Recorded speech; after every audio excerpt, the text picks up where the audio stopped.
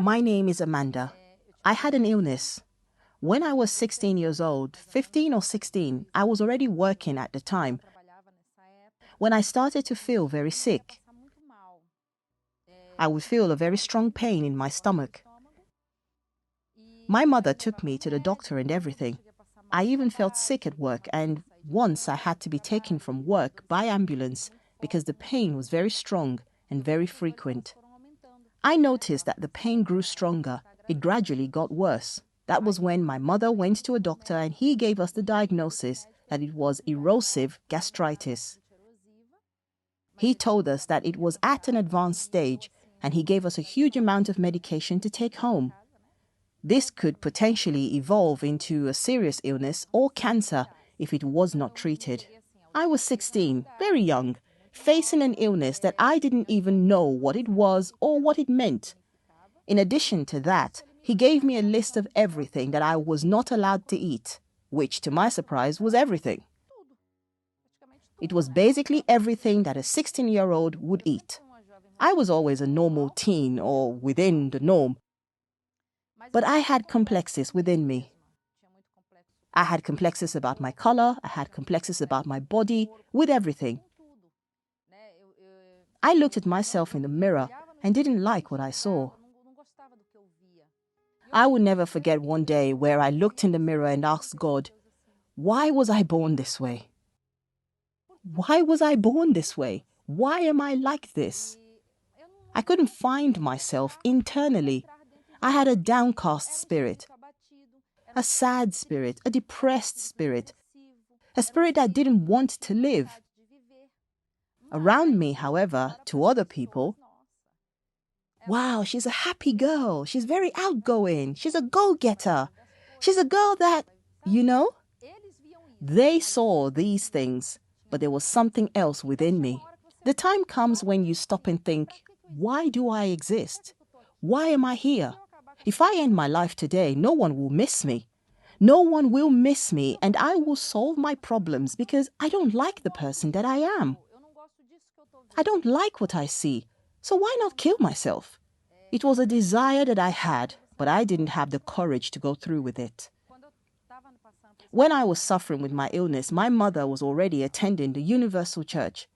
I would go with her to some meetings, but very randomly, taking nothing seriously. I wouldn't take anything seriously, especially since I was involved with another religion.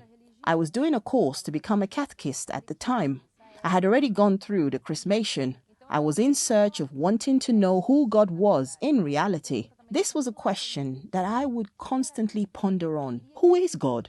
I wanted to understand and not have other people tell me. I wanted to understand who God was. It was during this search, with my mother already attending, when I got sick, she gave me an invitation.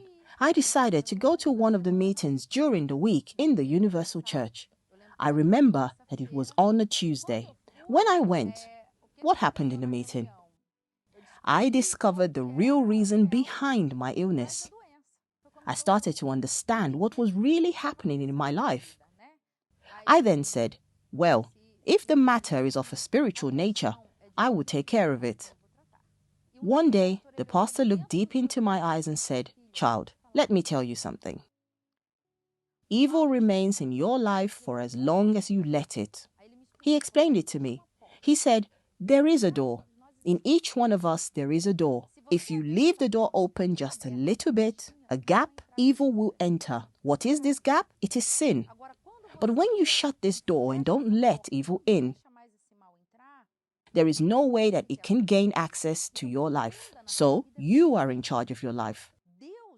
God will do his part, but if you don't do yours, then you'll remain stuck. I then identified everything that was bad within me, my thoughts, my doubts. With every bad thing that I had inside, I said, no, From today on, this won't exist anymore. I'm going to close the door to sin and will open the door for God to enter my life. Amazingly enough, when I got home, because I was still taking medication, one of the things that I remember clearly was that I said, Lord, I'm going to take all of these pills and I will throw them away. If you heal me, if you deliver me, I will serve you for the rest of my life. The pain disappeared. It disappeared. Then I started eating well and didn't feel any pain. I started to see that my healing actually happened. I sought the Holy Spirit intensely. It was so intense because I had discovered that evil existed.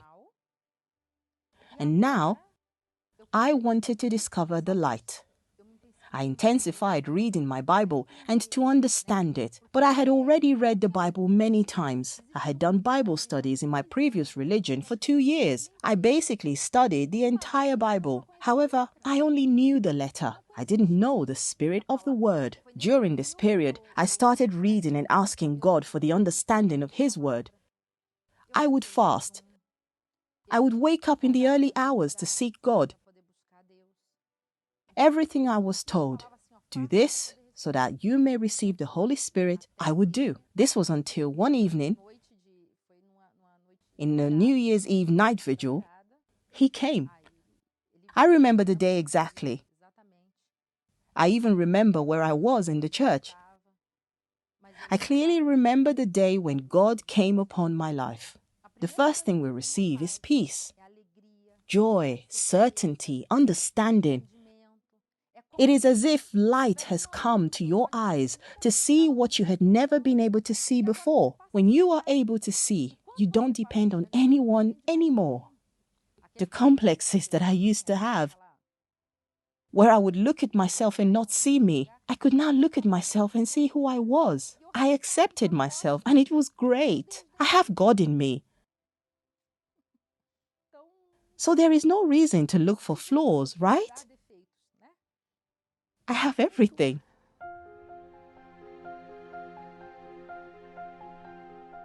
Then the second step came, which was to be complete in my love life. That was when I met my husband and we got married. During that time, I joined the evangelism group.